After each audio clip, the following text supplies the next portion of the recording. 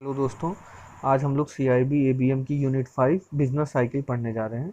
तो सबसे पहले हम जानते हैं बिजनेस साइकिल होता क्या है। तो इस डेफिनेशन से हम समझते हैं, अ बिजनेस साइकिल और economic cycle refer to the economy wide fluctuation in production और economic activity over several month और ईयर। किसी भी इकोनॉमिक इकोनॉमी या बिजनेस में कुछ टाइम पीरियड में चेंजेस आते रहते हैं, कभी वो अच्छे फेज में होता है, कभी वो खराब फेज में होता है। तो वो जो फ्लक्चुएशन आते हैं उसको हम किसके थ्रू जानते हैं, बिजनेस साइकिल से समझते हैं। दूसरा पॉइंट है, it passes through the phases of prosperity and depression, माने ये अच्छे फेज से गुजरती है और खराब फेज में भी जाती है, फिर देन अच्छा फेज आता है ऐसे। तो प्रोस्पेरिटी डिप्रेशन का मतलब अच्छे और खराब फेजेस से गुजरती है। It is not regular not predictable not repetitive, ना तो ये रेगुलर होती है, ना तो हम इसको प्रिडिक्ट कर सकते हैं कि हाँ अब खराब समय आएगा, अब अच्छा किसी बिजनेस में समय आएगा। और ना तो ये रेगुलर होती है कि हाँ इस फिक्स टाइम पे कि हाँ भी इस टाइम पे आई तो अगले महीने इसी टाइम पे आएगी, ऐसा भी नहीं रहता। और ना तो ये रिपीटेटिव होती है। अब एक बिजनेस साइकिल की क्या क्या करेक्टरिस्टिक होती है। एक बिजनेस साइकिल की करेक्टरिस्टिक ये होती है कि business cycle is synchronic. Business cycle is synchronic का मतलब ये होता है कि जैसे जो अपवर्ड और डाउनवर्ड मूवमेंट होता है वो पर्टिकुलर किसी एक बिजनेस या एक इकोनॉमी में नहीं होता। वो सिमिलरली हर जो जितने तरीके के बिजनेस होते हैं सब में ये फेजेस आते हैं। तो बिजनेस साइकिल सिंक्रोनिक, सिंक्रोनिक का मतलब ये होता है कि केवल एक पर्टिकुलर इकोनॉमी या एक पर्टिकुलर बिजनेस में नहीं आता, ये सारी इकोनॉमी और सारे बिजनेस में आता ही है कभी ना कभी। It shows like wave like movement, wave like movement को ये शो करता है। जैसे ये ग्राफ है एक बिजनेस साइकिल का, अभी हम आज इसके बारे में बताते हैं। ये 4 फेजेस से होकर गुजरती है, जिसमें पहला है बूम, दूसरा है रिसेशन, डिप्रेशन और रिकवरी, चौथा है। तो देखिए मैं ग्राफ से आपको समझाता हूँ कि कैसे क्या कौन कौन से फेज में क्या क्या होता है। जो बूम फेज होता है, इसमें क्या होता है, प्रोडक्टिविटी जो होती है, जैसे मान लीजिए मैं एक एग्जांपल ले रहा हूँ, कोई कंपनी है, उसकी प्रोडक्टिविटी सबसे हाई होगी। और क्या होगा कि जो नॉर्मल प्रोडक्ट का प्राइस होता है उससे अबव प्राइस पे वो प्रोडक्ट बिक रहे होंगे।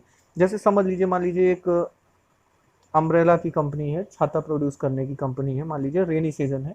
अब क्या हो रहा है कि छाते का प्रोडक्शन, क्योंकि उस समय डिमांड ज़्यादा है, तो क्या हो रहा है, प्रोडक्ट जो कंपनी है वो प्रोड्यूस किए जा रही है। तो क्योंकि उस समय डिमांड ज़्यादा है, तो जो नॉर्मल प्राइस में अम्ब्रेला बिकता होगा अदर सीजन में, उससे ज़्यादा फिर प्राइस में अगर उसको बेचेंगे तो वो लोग खरीदेंगे, क्योंकि उस समय उसकी डिमांड है।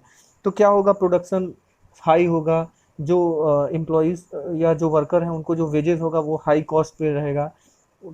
जो कंपनी है वो तमाम तरीके की मशीनरी और हर जगह से बैंक से पैसा लेके मशीनरी और हर चीज़ में इक्विपमेंट में इन्वेस्ट करेगी, क्योंकि उसको प्रोडक्शन बढ़ाना है।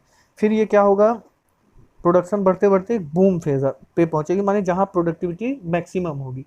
होगा कि जो हमारे प्रोडक्ट हैं उनका प्राइस चूंकि हाई होता जा रहा है, तो जो हमारी जो जो कंज्यूमर है, जो कंज्यूम करेंगे उसको या जो खरीदेंगे, जैसे अम्ब्रेला ही का एग्जांपल मैंने दिया था, जो खरीदना चाहेंगे, अब उनके लिए वो डिफिकल्ट हो रहा है उस प्राइस पे उसको बाई करना, तो वो क्या करेंगे, वो अपना कंजम्पशन को घटाने लगेंगे, और या वो उसको कोप अप नहीं कर पाएंगे तो वो चेंज करेंगे अपना कंजम्पशन। तो क्या होगा, अब इनको जो प्रोड्यूस कर रहा है इनको तो आइडिया है नहीं। अब ये क्या है, ये तो प्रोडक्शन किए जा रहे हैं, अब प्रोडक्शन क्या हो रहा है, पाइल अप हो रहा है, क्योंकि कंजम्पशन घट रहा है, उस प्राइस पे कंज्यूमर नहीं खरीद पा रहे हैं। तो क्या हुआ, स्टॉक, मान लीजिए डिमांड है, माने आप समझिए अगर आप 10 छाते की डिमांड कर रहे हैं, 10 अम्ब्रेला की, तो अब प्रोड्यूसर को आइडिया नहीं, उसने 15 प्रोड्यूस किए चला जा रहा है, बढ़ा ही जा रहा है, 15 प्रोड्यूस कर दिया, तो स्टॉक क्या हो गया, पाइल अप हो गया, अब उतना कंजम्पशन नहीं हो रहा। तो इसके बाद जो हमारा फेज स्टार्ट होता है वो होता है रिसेशन। रिसेशन में क्या होता है, जब बूम पीक पे पहुंच जाता है तो रिसेशन स्टार्ट होता है। Downward tendency in demand, demand धीरे धीरे गिरने लगती है। जब डिमांड गिरने लगेगी तो क्या होगा कि जो प्रोड्यूसर है वो वेजेस घटाएगा, और जब उसके पास स्टॉक पाइलअप होने लगेंगे तो वो जब स्टॉक को निकालने के लिए क्या करेगा, अपने प्राइस को गिराएगा। तो जब वो अपने प्राइस को गिराएगा तो जो कंज्यूमर है वो इस एक्सपेक्टेशन में कि प्राइस और गिरेगा और डिमांड घटा देगा। तो रिकवरी से जो डिप्रेशन का फेज होता है बहुत तेजी से एकदम नीचे की ओर आता है, क्योंकि डिमांड, जैसे कंज्यूमर है वो वेट करेगा कि हाँ भी प्राइस और कम होगा तो हम माने कोई चीज़ को परचेज करेंगे। तो क्या होगा कि रिसेशन से डिप्रेशन आने में बहुत तेजी से डाउन, जो भी माने उसके प्रोजेक्ट है वो उसको कैंसिल करेगा, और इस तरीके से तो रिसेशन फेज में डिमांड घटती जाती है। इसको क्राइसिस फेज भी कहते हैं।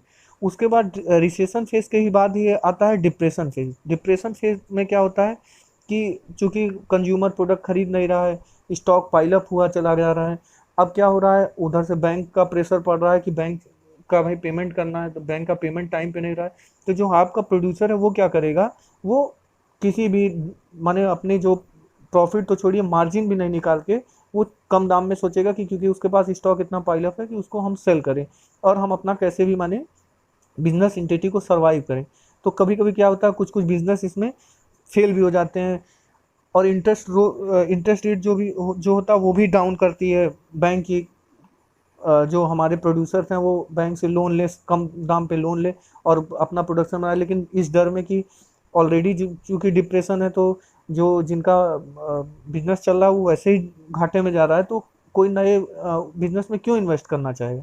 तो डिप्रेशन फेज में अनएम्प्लॉयमेंट सबसे ज़्यादा मैक्सिमम होता है।